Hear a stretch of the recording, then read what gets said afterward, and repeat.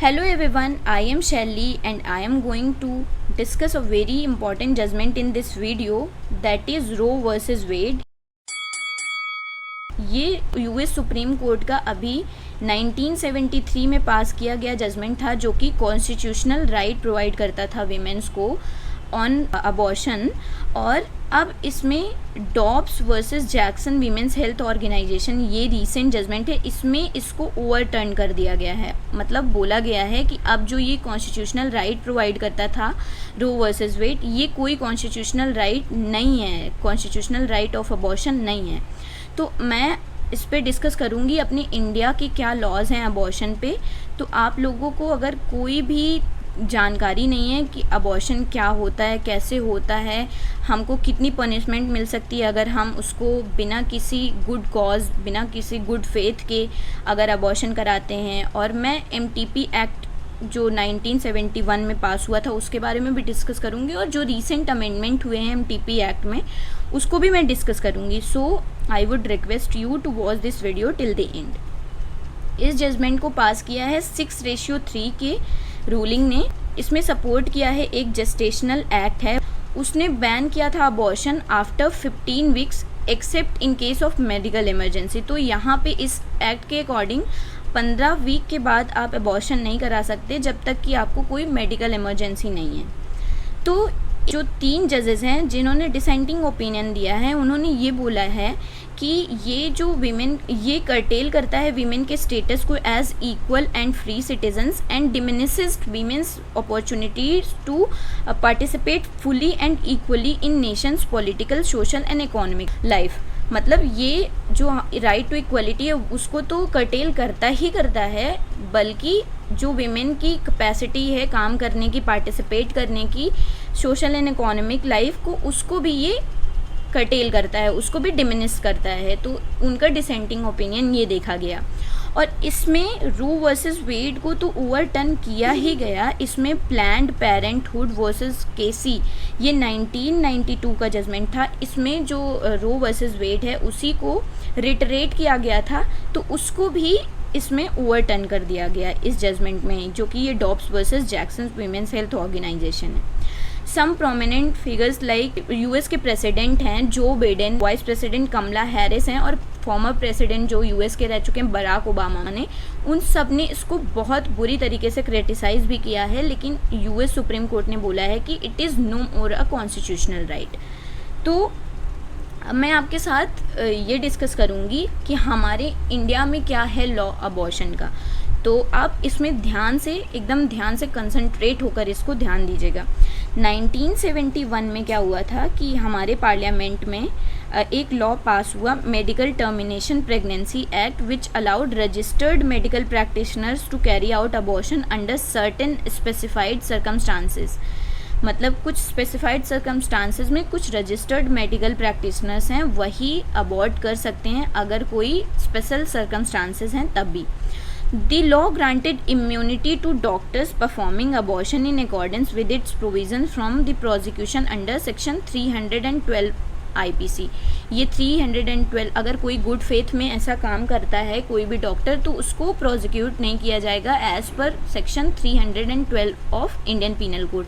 312 जो है आईपीसी का, वो ये बात करता है, वो क्रिमिनलाइज करता है intentional causing of miscarriage if it was not done in good faith. अगर गुड फेथ में नहीं किया गया कोई मिसकैरेज, इंटेंशनली किया गया है, मेलाफाइड इंटेंशन है, तो वो उसको क्रिमिनलाइज करता है। And punishment for the same में एक्सटेंड टू 3 years। इसमें पनिशमेंट भी एक्सटेंड कर सकती है 3 साल तक की, अगर कोई इंटेंशनली मेलाफाइड इंटेंशन के साथ करता है। और ये ईदर डिस्क्रिप्शन, मतलब रिग्रेस भी हो सकता है और सिंपल भी हो सकता है, और इसके साथ फाइन भी लगाया जा सकता है, या फिर दोनों। और अगर बच्चे का मूवमेंट स्टार्ट हो गया है देन उसमें पनिशमेंट एक्सटेंड हो सकती है 7 साल तक की, वो भी रिग्रेस हो सकती है या फिर सिंपल हो सकती है, और उसमें फ़ाइन भी लगाए जा सकते हैं। तो ये रहा section 312। The law does not give the absolute right to get abortion. हाँ, मतलब जैसे हमारे फंडामेंटल राइट्स होते हैं उस पर रीजनेबल रिस्ट्रिक्शंस लगाए गए, मतलब फंडामेंटल राइट्स हमारे एब्सोल्यूट नहीं है, वैसे ही जो इस पे ये राइट मिला है medical termination of pregnancy act में, राइट टू गेट अबॉर्शन, ये भी कोई एब्सोल्यूट राइट नहीं है, इसमें भी कुछ रीजनेबल रिस्ट्रिक्शंस लगाए गए हैं और ये केवल कुछ हद तक ही परमिट करता है, सर्टेन सर्कमस्टांसेस में ही परमिट करता है अबॉर्शन को।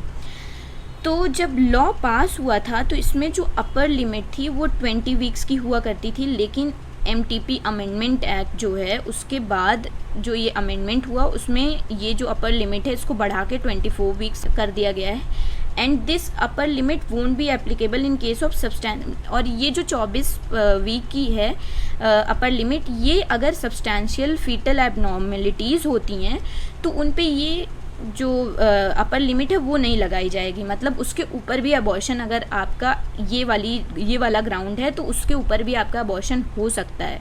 लेकिन इस पे क्या है, but it is subject to opinion of 4 member medical board. इसमें 4 मेडिकल बोर्ड के मेंबर होंगे, उनकी ओपिनियन, उनकी कंसेंट लेनी होगी हमें। तो अब मैं आपको ये बताना चाहती हूँ कि इस 2021 की अमेंडमेंट ने और क्या चीज़ें चेंज करी है। अप टू 20 वीक्स अबॉर्शन, अगर आपको 20 वीक का अबॉर्शन कराना है तो उस पर ओपिनियन एक डॉक्टर का चाहिए होता है। 20 to 24 वीक्स में 2 डॉक्टर्स का ओपिनियन चाहिए होता है और 24 वीक्स के अगर ऊपर है तो इसमें 4 मेंबर मेडिकल बोर्ड, जैसे कि मैंने अभी यहाँ पे बताया कि अगर सब्सटैंशियल फीटल एबनॉर्मेलिटी है तो वहाँ पे आपको 4 मेंबर मेडिकल बोर्ड की उनका ओपिनियन चाहिए होगा। तो और इसमें इस एक्ट के सेक्शन 5 में ये बताया गया है कि ये जो सीलिंग लिमिट है ना, अगर 2 मेडिकल प्रैक्टिशनर कोई फॉर्म करते हैं ओपिनियन गुड फेथ में कि जो टर्मिनेशन ऑफ प्रेगनेंसी है ये वीमेन की लाइफ को बहुत ज़्यादा खतरा है और उससे इमीडिएटली बचाया जा सकता है, तो वहाँ पे ये जो अपर लिमिट है ना, ये अपर लिमिट एप्लीकेबल नहीं होगी जो 24 वीक्स वाली है। तो आप देख सकते हैं कि हमारा जो MTP एक्ट है वो कितना ही ज़्यादा लिबरल है। ठीक है, अब मैं आपके साथ डिस्कस करूँगी कि कौन से ऐसे सर्कमस्टांसेस है जिस पे अबॉर्शन को अलाउ किया जा सकता है। A risk to the life of pregnant women of grave injury to her physical और मेंटल हेल्थ, अगर उसके फिज़िकल या मेंटल हेल्थ को इंजरी हो सकती है, ग्रेव इंजरी हो सकती है उस प्रेगनेंसी की कंटिन्यू होने से, तो वहाँ पे अबॉर्शन अलाउड है।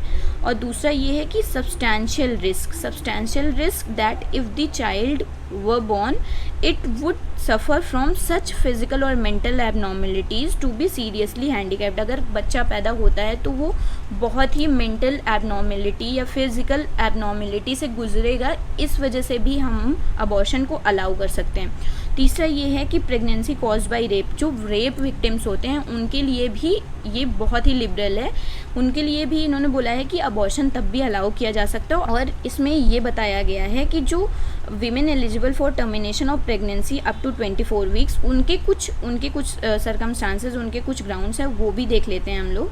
उसमें जैसे हो गया है survivors of sexual assault of rape और इंसेस्ट। इसमें क्या होगा कि 24 वीक्स अगर प्रेगनेंसी है तो उसमें भी आप उस रेप विक्टिम को प्रोवाइड कर सकते हैं, मतलब वो अबॉर्शन करा सकती है। माइनर्स हो गए, लेकिन माइनर्स का क्या होगा कि माइनर्स अपने गार्जियन के कंसेंट के बाद ही यहाँ पे अबॉर्शन ले सकते हैं।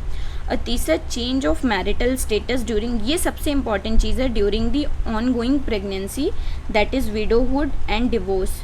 तो अगर कोई डिवोर्सी है, मतलब डिवोर्सी है, शादी के बाद डिवोर्स हो गया उसका मतलब बच्चा करने का मन नहीं है, बच्चा है उसको अबॉर्ट कराना है, तो ये एक बहुत ही रीज़नेबल ग्राउंड होगा अबॉर्शन कराने।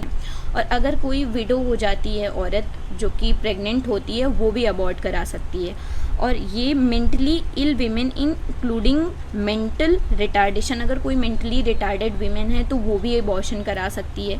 And the foetal malformation that has substantial risk, अगर कोई फीटल मैल फॉर्मेशन हुआ है तो उस केस में भी आप अबॉर्शन ले सकते हैं।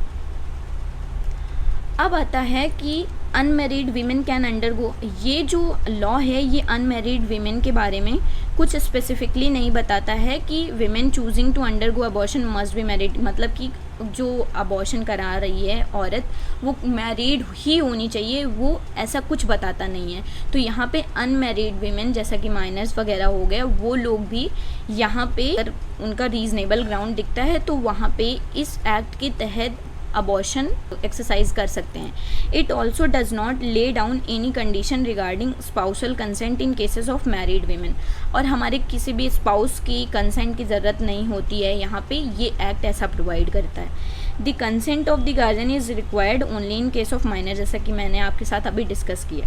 Protection of privacy of women, the 2020 amendment act inserted a specific clause in act section 5A। जैसे कि आप लोगों ने पढ़ा होगा section 228A of Indian penal code, उसमें रेप विक्टिम्स एंड अदर कुछ विक्टिम्स हैं उनके बारे में बात करता है कि अगर कुछ ऐसा होता है तो रेप विक्टिम्स की जो आइडेंटिटी है उसको छिपा के रखेंगे, otherwise it would be punishable. तो यहाँ पे भी ऐसा ही है कि जो विमेन ये एक्सरसाइज कराती है अबॉर्शन ऑन रीजनेबल ग्राउंड, तो वहाँ पे अगर कोई डॉक्टर उसको रिवील करता है उसके नेम को, उसके पर्टिकुलर्स ऑफ द विमेन जिसका ऐसा टर्मिनेट हुआ है प्रेगनेंसी, तो ऐसा माना जाएगा कि ये जो ब्रीच ऑफ कॉन्फिडेंशियलिटी हुई है डॉक्टर्स के द्वारा, और इसको पनिशेबल भी किया गया है। इसकी सज़ा हो सकती है 1 साल तक की, 1 साल तक एक्सटेंड हो सकता है, फ़ाइन भी लगाया जा सकता है, या फिर दोनों चीज़ें।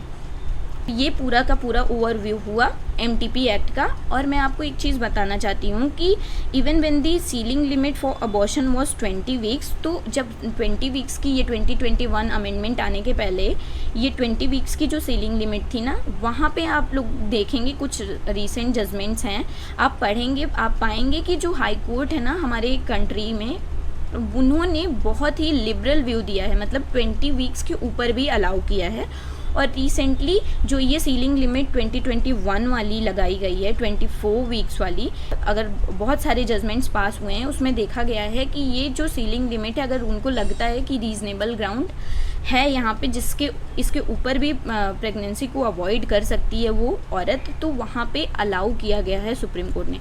तो ये सारी चीज़ें देखने के बाद पता चलता है कि जो हमारा इंडिया का अबॉर्शन लॉ है वो कितना ही लिबरल है।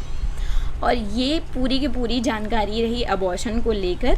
सो I would request you to share this video with the maximum people, and thank you so much for watching this. Thank you so much.